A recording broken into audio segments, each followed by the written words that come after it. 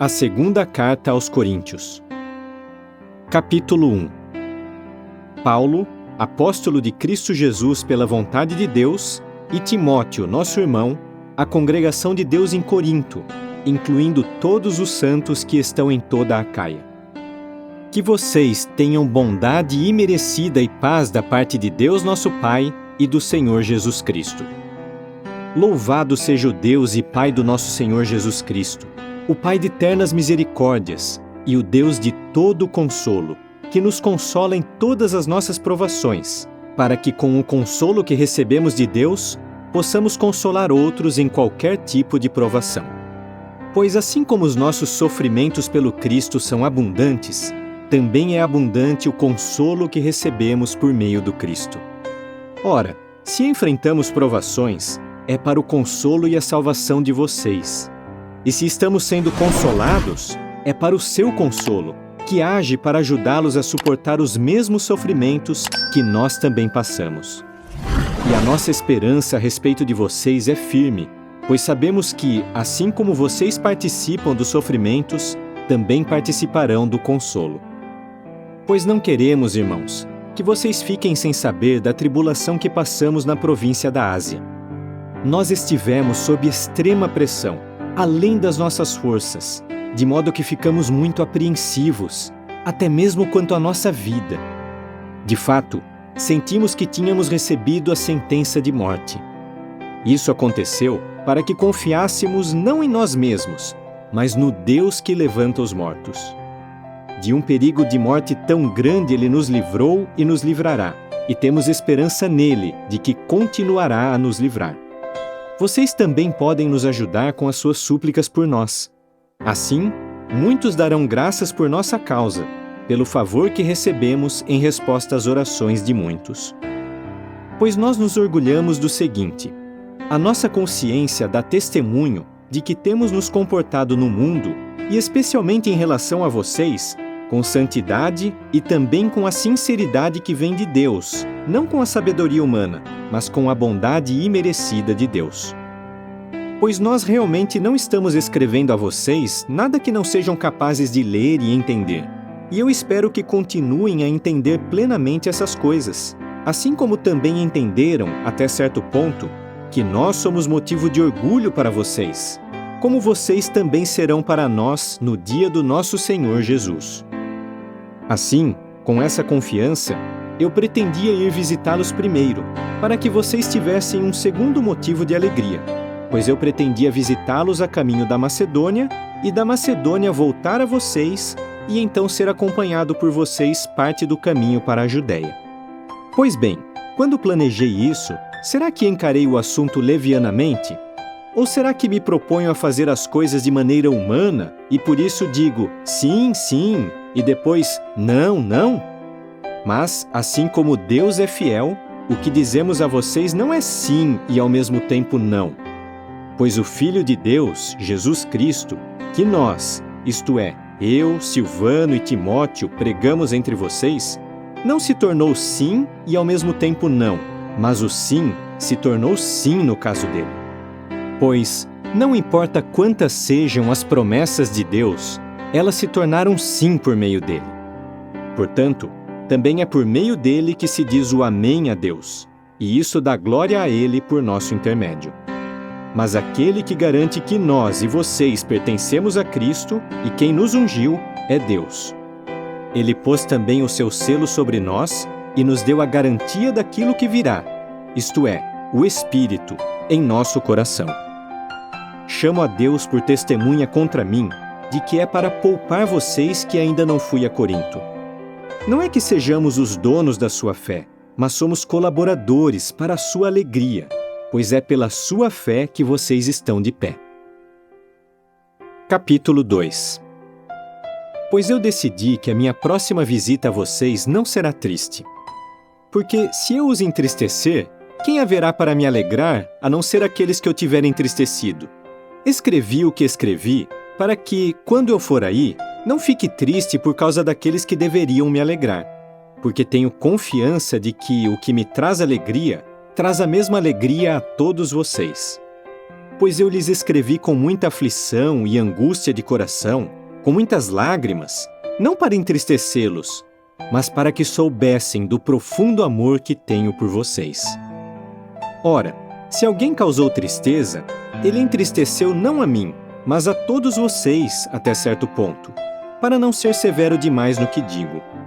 Essa censura da parte da maioria é suficiente para esse homem. Agora, ao contrário, vocês devem perdoá-lo bondosamente e consolá-lo, para que ele não seja vencido pela excessiva tristeza. Eu os exorto, portanto, a reafirmar o seu amor por ele. Pois é também por isso que lhes escrevi, para ver se vocês dariam provas de que são obedientes em todas as coisas. Se vocês perdoarem alguém por alguma coisa, eu também perdoo.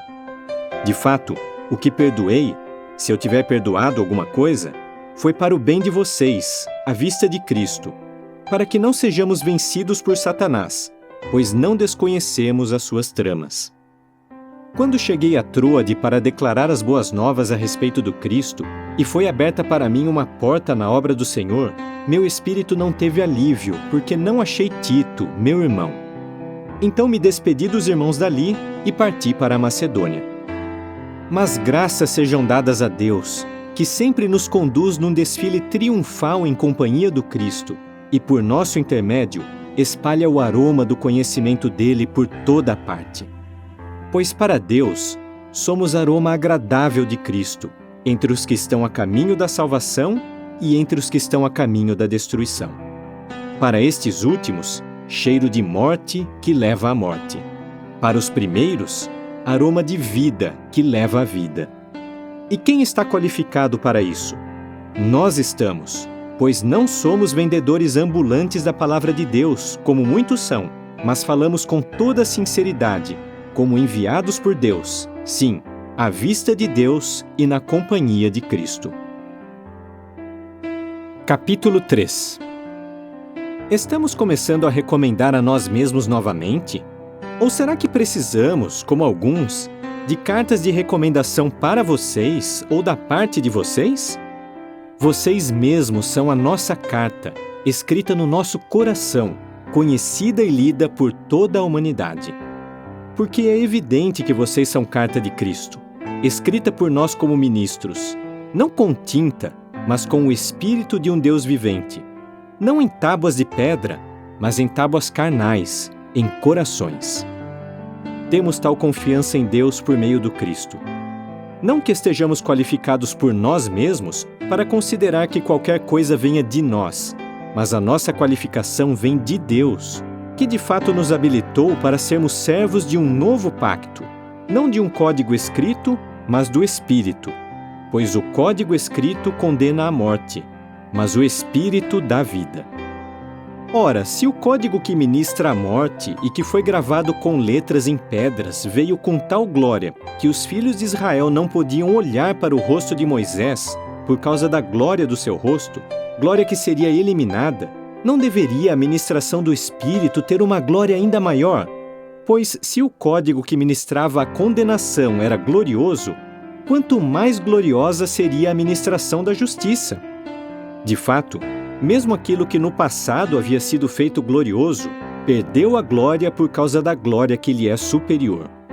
Pois se aquilo que seria eliminado foi introduzido com glória, quanto maior seria a glória daquilo que permanece. Visto que temos tal esperança, falamos com muita confiança, e não fazemos como Moisés, que colocava um véu sobre o rosto para que os filhos de Israel não fixassem os olhos no fim daquilo que seria eliminado. Mas a mente deles ficou insensível, pois até hoje, quando o antigo pacto é lido, o mesmo véu permanece sem ser levantado, visto que ele só é removido por meio de Cristo. De fato, até hoje, sempre que Moisés é lido, um véu cobre o coração deles. Mas, quando alguém se volta para Jeová, o véu é retirado. Ora, Jeová é o Espírito, e onde está o Espírito de Jeová, ali há liberdade. E todos nós, ao passo que com o rosto descoberto refletimos como um espelho a glória de Jeová, somos transformados nessa mesma imagem, com mais e mais glória, exatamente como Jeová, o Espírito, o faz. Capítulo 4. Portanto, visto que temos este ministério por meio da misericórdia que se teve conosco, não desistimos. Pelo contrário, renunciamos às coisas vergonhosas, feitas em segredo, e não andamos com astúcia, nem adulteramos a palavra de Deus. Mas, tornando conhecida a verdade, nós nos recomendamos a toda a consciência humana diante de Deus. Se de fato as boas novas que declaramos estão ocultas entre os que estão a caminho da destruição, entre os quais o Deus deste mundo cegou a mente dos descrentes, para que não brilhe sobre eles a luz das gloriosas boas novas a respeito do Cristo, que é a imagem de Deus. Pois não estamos pregando a respeito de nós mesmos, mas a respeito de Jesus Cristo como Senhor e a respeito de nós mesmos como escravos de vocês por causa de Jesus. Porque foi Deus quem disse: da escuridão brilhe a luz. E Ele tem brilhado sobre os nossos corações, para iluminá-los com o glorioso conhecimento de Deus por meio do rosto de Cristo. No entanto, temos esse tesouro em vasos de barro, para que o poder além do normal seja o de Deus e não o de nós mesmos. Somos pressionados de todos os modos, mas não apertados sem poder nos mover. Ficamos perplexos, mas não inteiramente sem saída. Somos perseguidos, mas não abandonados. Somos derrubados, mas não destruídos. Sempre suportamos em nosso corpo o tratamento mortífero que Jesus sofreu, para que a vida de Jesus também se revele em nosso corpo. Pois nós, que estamos vivos, somos sempre confrontados com a morte por causa de Jesus, para que a vida de Jesus também se revele em nossa carne mortal. Assim, em nós atua a morte, mas em vocês a vida. Agora, visto que temos o mesmo espírito de fé a respeito do qual está escrito: exerci fé, por isso falei, nós também exercemos fé e por isso falamos, sabendo que aquele que levantou a Jesus também nos levantará com Jesus e nos apresentará junto com vocês. Pois tudo isso é por causa de vocês, a fim de que a bondade imerecida aumente cada vez mais, porque muito mais pessoas estão dando graças para a glória de Deus. Por isso, não desistimos. Porém, ainda que o homem que somos por fora define, certamente o homem que somos por dentro está sendo renovado a cada dia. Pois embora o sofrimento seja momentâneo e leve, produz para nós uma glória de grandeza extraordinária, uma glória eterna, ao passo que fixamos os olhos não nas coisas vistas, mas nas coisas não vistas. Porque as coisas vistas são temporárias, mas as coisas não vistas são eternas. Capítulo 5. Pois nós sabemos que, se a nossa casa terrena, esta tenda, for destruída, teremos um edifício da parte de Deus, uma casa eterna nos céus, não feita por mãos humanas. Pois de fato gememos nesta casa, desejando ansiosamente nos revestir daquela que é para nós, do céu, de modo que, quando nos revestirmos dela, não seremos achados nus. Na verdade, nós que estamos nesta tenda, gememos oprimidos, pois não queremos nos despir dela, mas queremos nos revestir da outra, para que aquilo que é mortal seja consumido pela vida. Quem nos preparou para isso foi Deus, que nos deu o Espírito como garantia daquilo que virá. Assim, estamos sempre confiantes e sabemos que, enquanto moramos no corpo, estamos longe do Senhor, pois estamos andando pela fé, não pela vista.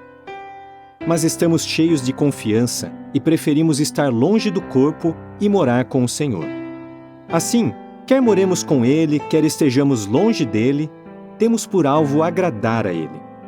Pois todos nós compareceremos perante o tribunal do Cristo, para que cada um receba sua retribuição de acordo com as coisas que fez enquanto no corpo, sejam boas, sejam más. Portanto, visto que conhecemos o temor do Senhor, continuamos persuadindo a homens, mas somos plenamente conhecidos por Deus. E espero que também sejamos plenamente conhecidos pela consciência de vocês. Não estamos nos recomendando novamente a vocês, mas estamos lhes dando um incentivo para que falem de nós com orgulho, a fim de que possam responder aos que se orgulham da aparência e não do que há no coração. Pois, se perdemos o juízo, foi para Deus. Se temos juízo são, é para vocês. Pois o amor do Cristo nos impele, porque nós concluímos o seguinte: um só homem morreu por todos. De fato, todos tinham morrido. E ele morreu por todos, para que os que vivem não vivessem mais para si mesmos, mas para aquele que morreu por eles e foi levantado. Assim, de agora em diante, não conhecemos mais a ninguém de um ponto de vista carnal. Mesmo que antes tenhamos conhecido a Cristo segundo a carne, certamente não o conhecemos mais assim. Portanto, se alguém está em união com Cristo, é uma nova criação. As coisas antigas passaram. Vejam, coisas novas vieram à existência. Mas tudo isso vem de Deus, que nos reconciliou consigo mesmo por meio de Cristo e nos deu o ministério da reconciliação. Isto é, que Deus, por meio de Cristo, estava reconciliando um mundo consigo mesmo, sem levar em conta contra eles os seus pecados. E Ele nos confiou a mensagem da reconciliação. Somos, portanto, embaixadores, substituindo a Cristo, como se Deus fizesse um apelo por nosso intermédio. Suplicamos, como substitutos de Cristo, sejam reconciliados com Deus. Aquele que não conheceu o pecado, Ele tornou pecado por nós, para que por meio dele nós nos tornássemos justiça de Deus. Capítulo 6. Cooperando com Ele, também exortamos vocês a não aceitar a bondade imerecida de Deus e perder de vista o objetivo dela. Pois Ele diz: num tempo aceitável ouvi você, e num dia de salvação o ajudei. Vejam, agora é o tempo especialmente aceitável. Vejam, agora é o dia de salvação. De modo algum damos motivo para tropeço, para que o nosso ministério não seja criticado. Mas nós nos recomendamos de todos os modos como ministros de Deus, por perseverar em muitas provações, em tribulações, em tempos de privações, em dificuldades, em espancamentos, em prisões, em tumultos, em trabalho árduo, em noites sem dormir, em ocasiões sem comer, pela pureza, pelo conhecimento, pela paciência, pela bondade, pelo Espírito Santo, pelo amor sem hipocrisia, por palavras verdadeiras, pelo poder de Deus, por meio das armas da justiça, na mão direita e na esquerda, por meio de glória e de desonra, por meio de difamação e de boa fama. Somos considerados como enganadores, embora sejamos verdadeiros, como desconhecidos, embora reconhecidos, como prestes a morrer, mas vejam, estamos vivos, como castigados, embora não entregues à morte, como tristes, mas sempre alegres, como pobres, mas enriquecendo a muitos, como não tendo nada, e ainda assim possuindo tudo. Nós abrimos a nossa boca para falar com vocês, coríntios, e abrimos amplamente o nosso coração. Não estamos limitando nossos sentimentos por vocês, mas vocês estão limitando seus ternos sentimentos por nós. Assim, como retribuição, falo como a meus filhos: abram também amplamente o seu coração. Não se ponham em julgo desigual com descrentes. Pois que afinidade a justiça tem com o que é contra a lei? Ou o que a luz tem em comum com a escuridão? Além disso, que harmonia há entre Cristo e Belial? Ou o que o crente tem em comum com o descrente? E que acordo há entre o templo de Deus e os ídolos? Pois nós somos templo de um Deus vivente. Como Deus disse: residirei entre eles e andarei entre eles, e eu serei o seu Deus, e eles serão o meu povo. Portanto, saiam do meio deles e separem-se, diz Jeová, e parem de tocar em coisa impura, e eu os acolherei. E eu me tornarei pai para vocês, e vocês se tornarão filhos e filhas para mim, diz Jeová, o Todo-Poderoso. Capítulo 7. Portanto, amados, visto que temos essas promessas, purifiquemo-nos de toda a imundície da carne e do espírito, aperfeiçoando a santidade no temor de Deus. Deem lugar a nós no seu coração. Não fizemos injustiça a ninguém, não corrompemos a ninguém, não nos aproveitamos de ninguém.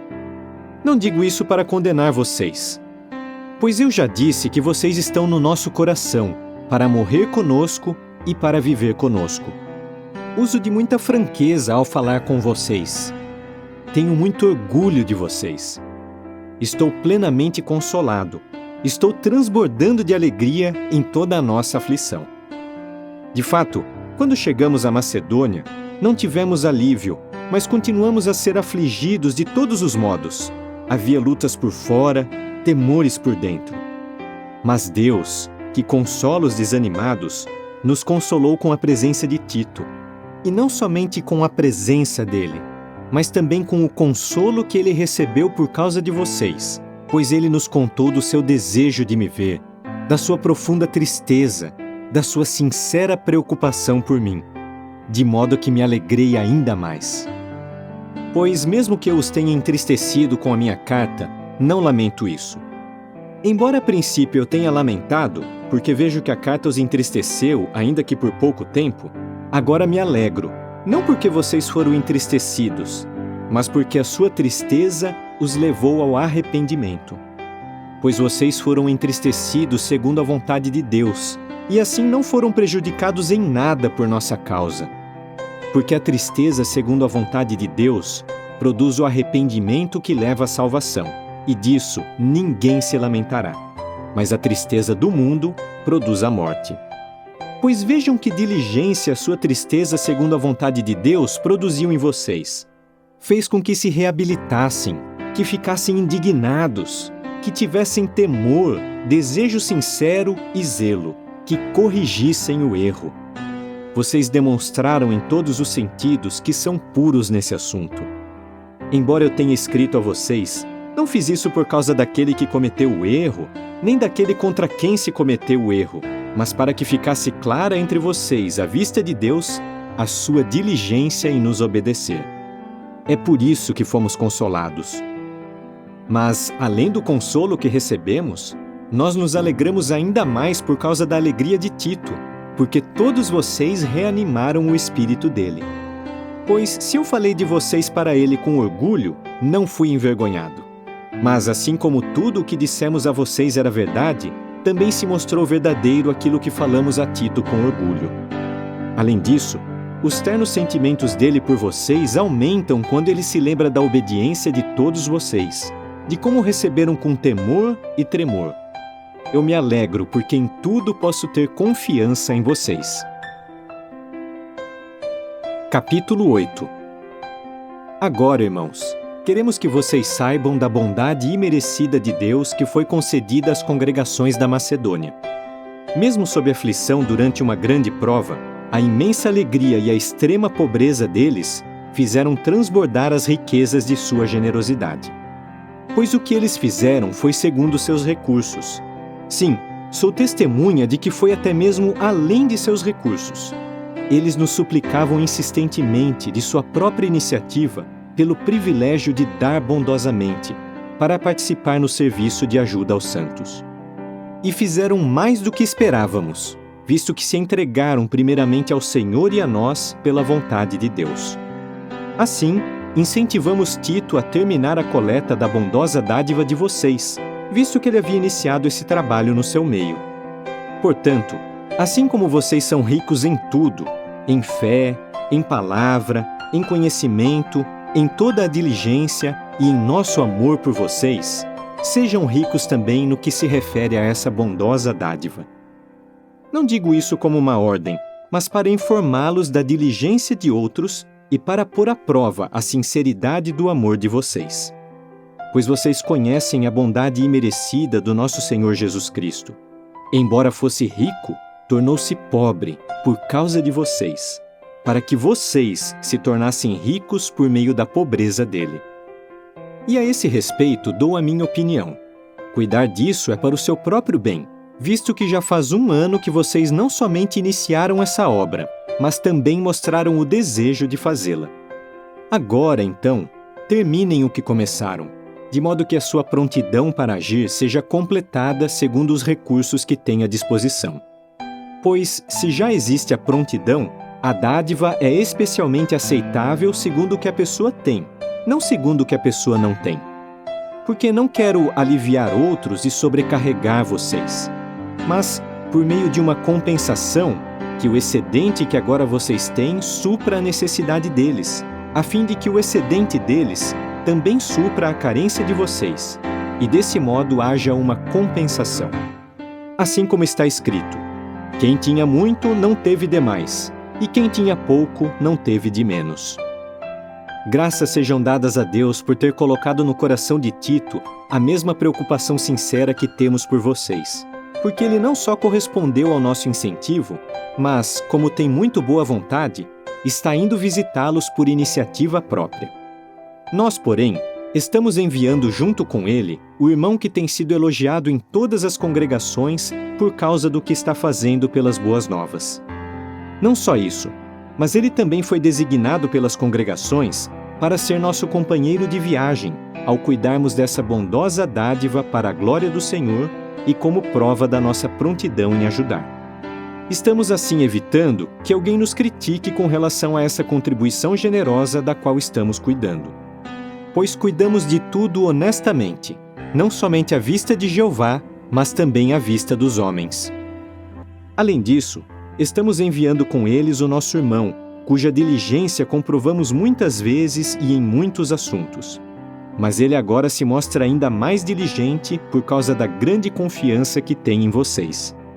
No entanto, se houver qualquer dúvida quanto a Tito, ele é meu companheiro e colaborador a favor dos interesses de vocês. Ou, se houver dúvidas quanto aos nossos irmãos, eles são enviados das congregações e uma glória para Cristo. Portanto, deem a eles provas do seu amor e mostrem às congregações o motivo de falarmos com orgulho a respeito de vocês. Capítulo 9.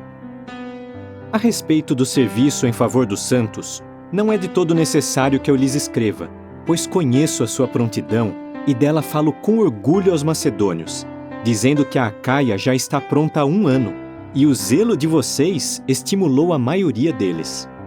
Mas estou enviando os irmãos para que o orgulho que temos de vocês nesse respeito não se mostre infundado, e para que vocês estejam realmente prontos, assim como eu disse que estariam. Se não, se os macedônios fossem comigo e não os achassem prontos, nós, para não mencionar vocês, ficaríamos envergonhados por ter tido confiança em vocês. Por isso, achei necessário incentivar os irmãos a ir visitá-los antes e a aprontar com antecedência a sua prometida dádiva generosa, para que estivesse pronta como algo dado com generosidade e não à força. Mas, quanto a isso, quem semear parcimoniosamente, colherá também parcimoniosamente. E quem semear generosamente, colherá também generosamente. Faça cada um conforme resolveu no coração, não a contragosto nem por obrigação, pois Deus ama quem dá com alegria. Além do mais, Deus é capaz de tornar abundante para vocês toda a sua bondade imerecida, para que sempre sejam plenamente autossuficientes em tudo, e também tenham bastante para toda boa obra. Assim como está escrito: Ele distribui amplamente, dá aos pobres. Sua justiça permanece para sempre. Aquele que fornece abundantemente semente ao semeador e pão como alimento, também fornecerá e multiplicará a semente para vocês semearem e aumentará a colheita da justiça de vocês. Em tudo, vocês estão sendo enriquecidos para praticar todo tipo de generosidade, a qual, por nosso intermédio, produz agradecimentos a Deus. Porque esse serviço que estão prestando não somente suprirá adequadamente as necessidades dos santos, mas também se tornará uma abundante fonte de agradecimentos a Deus. Eles glorificam a Deus, pois esse serviço de ajuda prova que vocês são submissos às boas novas a respeito do Cristo, conforme declararam publicamente, e que são generosos na sua contribuição para eles e para todos. E com súplicas a favor de vocês, eles expressam que os amam, por causa da extraordinária bondade imerecida de Deus para com vocês. Graças sejam dadas a Deus por sua indescritível dádiva. Capítulo 10. Eu mesmo, Paulo, suplico-lhes pela brandura e bondade do Cristo, eu que sou humilde quando estou pessoalmente entre vocês, mas ousado com vocês quando ausente. Rogo que, quando eu estiver presente, não tenha de ser ousado e tomar medidas fortes, como penso que tomarei, contra alguns que nos encaram como se andássemos de acordo com a carne. Pois, embora vivamos na carne, não travamos combate de acordo com o que somos na carne. Porque as armas do nosso combate não são carnais, mas poderosas em Deus para demolir fortalezas. Pois demolimos raciocínios e toda barreira que se ergue contra o conhecimento de Deus, e levamos todo pensamento ao cativeiro, para fazê-lo obediente ao Cristo. E estamos preparados para punir toda desobediência, uma vez que a obediência de vocês esteja completa. Vocês julgam as coisas pela aparência. Se alguém estiver convencido de que pertence a Cristo, que ele reflita novamente no seguinte fato: assim como ele pertence a Cristo, nós também pertencemos. Pois, mesmo que eu me orgulhasse um pouco demais da autoridade que o Senhor nos deu para edificar vocês e não para os derrubar, eu não me envergonharia. Mas não quero dar a impressão de que estou tentando amedrontá-los com as minhas cartas. Pois eles dizem: as cartas dele têm peso e força, mas a presença dele é fraca e a palavra dele desprezível. Que tal homem saiba que aquilo que dizemos por cartas quando estamos ausentes, nós faremos quando estivermos presentes. Pois não nos atrevemos a nos igualar ou a nos comparar com alguns que recomendam a si mesmos. Mas quando eles se avaliam pelos seus próprios critérios e se comparam consigo mesmos, mostram que não têm entendimento. No entanto, nós não nos orgulharemos de algo feito fora dos nossos limites designados, mas somente do que fazemos dentro dos limites do território que Deus demarcou para nós, o qual inclui vocês. Realmente, não estamos indo além dos nossos limites, como se o nosso território não os incluísse, pois fomos os primeiros a chegar até vocês com as boas novas a respeito do Cristo. Não nos orgulhamos fora dos nossos limites designados, isto é, do trabalho árduo de outros, mas esperamos que, ao passo que a sua fé continuar crescendo, o trabalho que realizamos continue a crescer dentro do nosso território. Então, aumentaremos ainda mais, para que declaremos as boas novas às regiões que ficam além de vocês, a fim de não nos orgulharmos de algo já feito em território de outro. Mas quem se orgulhar, orgulhe-se em Jeová, pois o aprovado não é aquele que recomenda a si mesmo, mas sim aquele a quem Jeová recomenda. Capítulo 11. Eu gostaria que vocês me suportassem numa pequena insensatez. Mas, de fato, vocês estão me suportando. Pois tenho ciúme de vocês, um ciúme semelhante ao de Deus, porque eu pessoalmente os prometi em casamento a um só marido, ao Cristo, a fim de apresentá-los como virgem casta a Ele. Mas tenho medo de que, assim como a serpente seduziu Eva pela sua astúcia, a mente de vocês seja de algum modo corrompida, afastando-se da sinceridade e da castidade que devemos ao Cristo. Pois, de fato, se alguém chega e prega um Jesus diferente do que nós pregamos, ou se vocês recebem um espírito diferente do que receberam, ou boas novas diferentes das que aceitaram, vocês facilmente o suportam. Pois eu não me considero inferior aos seus superapóstolos em coisa alguma. Mas, mesmo que eu seja imperito no falar, certamente não o sou no conhecimento. De fato, deixamos isso claro a vocês de todos os modos e em todas as coisas. Ou será que cometi um pecado por me humilhar para que vocês fossem enaltecidos ao declarar-lhes de boa vontade as boas novas de Deus sem custo? A outras congregações despojei, aceitando provisões delas a fim de servir a vocês. Contudo, quando estive presente entre vocês e passei necessidade, não me tornei um fardo para ninguém, pois os irmãos vindos da Macedônia supriram abundantemente as minhas necessidades.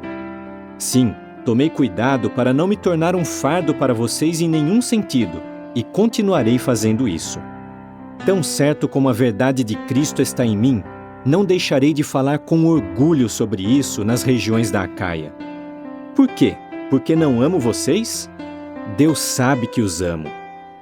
Mas o que estou fazendo, continuarei fazendo, a fim de eliminar o pretexto daqueles que estão procurando um motivo para ser considerados iguais a nós nas coisas das quais se gabam. Pois esses homens são falsos apóstolos, trabalhadores enganosos, disfarçados de apóstolos de Cristo. E isso não é de admirar, pois o próprio Satanás se disfarça de anjo de luz. Portanto, não surpreende que os servos dele também se disfarcem de servos da justiça. Mas o fim deles será segundo as suas obras. Digo novamente que ninguém pense que sou insensato. Mas se vocês pensam isso, então aceitem-me como um insensato, para que eu também me gabe um pouco. Estou falando agora não seguindo o exemplo do Senhor, mas como alguém insensato, com a autoconfiança de quem se gaba. Já que muitos se gabam segundo a carne, eu também me gabarei. Vocês, que são tão sensatos, suportam de boa vontade os insensatos. De fato, suportam a quem quer que os escravize, a quem quer que devore os seus bens, a quem quer que tome o que vocês têm, a quem quer que se enalteça sobre vocês, a quem quer que lhes bata no rosto. É uma desonra para nós dizer isso, pois pode parecer que fomos fracos. Mas, se outros agem com ousadia, estou falando como insensato, eu também ajo com ousadia. Eles são hebreus? Eu também sou. São israelitas? Eu também sou. São descendência de Abraão? Eu também sou. São ministros de Cristo? Respondo como louco. Eu o sou ainda mais destacadamente. Eu trabalhei mais, fui preso mais vezes, sofri incontáveis golpes e muitas vezes corri perigo de morte. 5 vezes recebi dos judeus 40 golpes menos 1. 3 vezes fui espancado com varas. 1 vez fui apedrejado. 3 vezes sofri naufrágio. 1 noite e 1 dia passei em alto mar. Em muitas viagens, em perigos de rios, em perigos de ladrões, em perigos por parte do meu próprio povo, em perigos por parte das nações, em perigos na cidade, em perigos no deserto, em perigos no mar, em perigos entre falsos irmãos, em grande esforço e trabalho árduo, em muitas noites sem dormir, em fome e sede, frequentemente sem ter o que comer, em frio e sem ter o que vestir. Além dessas coisas exteriores, há o que diariamente pesa sobre mim: a ansiedade por todas as congregações. Quem está fraco sem que eu também me sinta fraco? Quem tropeça sem que eu fique enfurecido? Se é preciso que me gabe, eu me gabarei das coisas que mostram a minha fraqueza. O Deus e Pai do Senhor Jesus, aquele que deve ser louvado para sempre, sabe que não estou mentindo. Em Damasco, o governador sob o rei Aretas pôs guardas na cidade dos Damascenos para me prender, mas me fizeram descer num cesto por uma janela na muralha da cidade e eu escapei das mãos dele. Capítulo 12. Tenho de me gabar. Não há nada a ganhar com isso, mas passarei as visões sobrenaturais e revelações da parte do Senhor. Conheço um homem em união com Cristo que há 14 anos, quer no corpo, quer fora do corpo, não sei, Deus sabe, foi arrebatado ao terceiro céu. Sim, conheço esse homem que, quer no corpo, quer separado do corpo, não sei, Deus sabe, foi arrebatado para o paraíso e ouviu palavras que não podem ser ditas e que não se permite ao homem falar. Eu me gabarei desse homem, mas não me gabarei de mim mesmo, a não ser das minhas fraquezas. Pois, mesmo que eu quisesse me gabar, eu não seria insensato, porque diria a verdade. Mas evito fazer isso para que ninguém me dê crédito por algo além do que vê em mim ou do que ouve de mim, só porque recebo essas revelações extraordinárias. Para impedir que eu ficasse enaltecido demais, foi-me dado um espinho na carne, um anjo de Satanás, para me esbofetear continuamente, a fim de que eu não me enaltecesse demais. 3 vezes supliquei ao Senhor, pedindo que isso se afastasse de mim. Mas ele me disse: a minha bondade imerecida é suficiente para você, pois o meu poder está sendo aperfeiçoado na fraqueza. Com muita alegria, então, eu me gabarei das minhas fraquezas, para que o poder do Cristo permaneça sobre mim como uma tenda. Assim, tenho prazer em fraquezas, em insultos, em privações, em perseguições e dificuldades por Cristo. Pois, quando estou fraco, então é que sou poderoso. Tornei-me insensato. Vocês me obrigaram a isso, porque deveriam ter me recomendado. Pois não me mostrei em coisa alguma inferior aos seus superapóstolos, embora eu não seja nada. De fato, os sinais que identificam um apóstolo foram produzidos entre vocês com grande perseverança, e por sinais, milagres e obras poderosas. Pois, em que é que vocês foram menos favorecidos do que as outras congregações? A não ser no fato de que eu mesmo não me tornei um fardo para vocês. Perdoem-me bondosamente essa injustiça. Vejam, esta é a 3ª vez que estou pronto para ir visitá-los e não me tornarei um fardo. Pois estou buscando não os seus bens, mas a vocês. Porque não se espera que os filhos acumulem para os pais, mas sim os pais para os filhos. Quanto a mim, de muito boa vontade gastarei e serei completamente gasto a favor de vocês.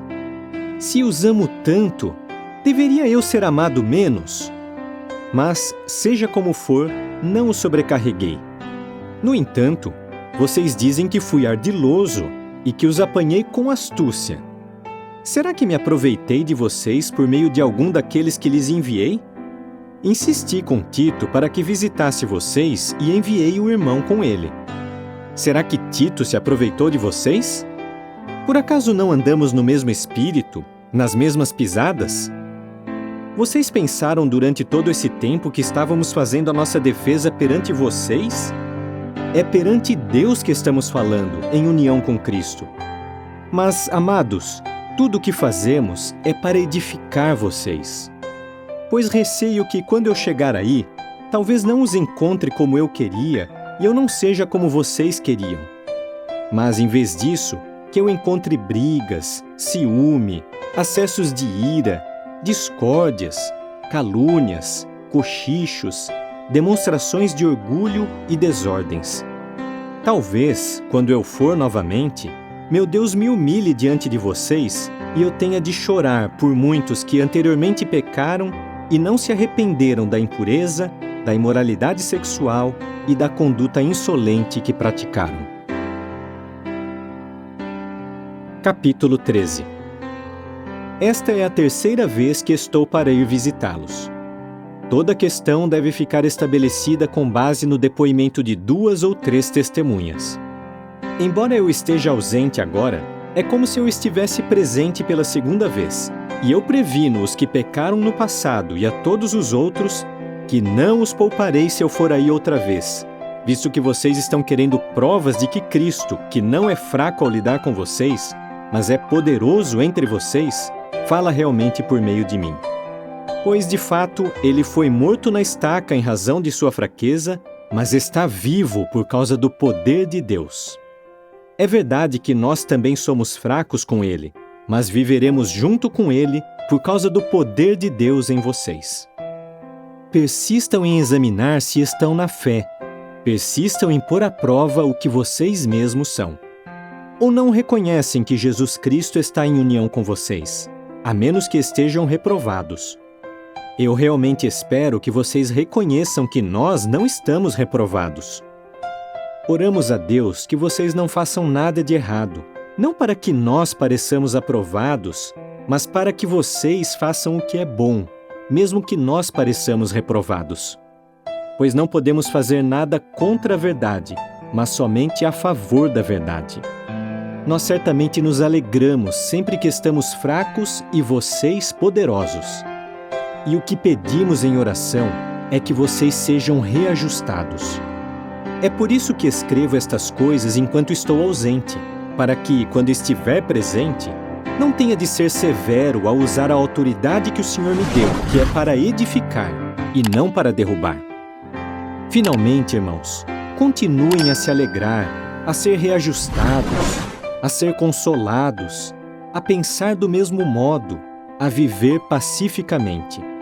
E o Deus de amor e de paz estará com vocês. Cumprimentem uns aos outros com beijo santo. Todos os santos lhes mandam saudações. A bondade imerecida do Senhor Jesus Cristo, o amor de Deus e a participação no Espírito Santo estejam com todos vocês.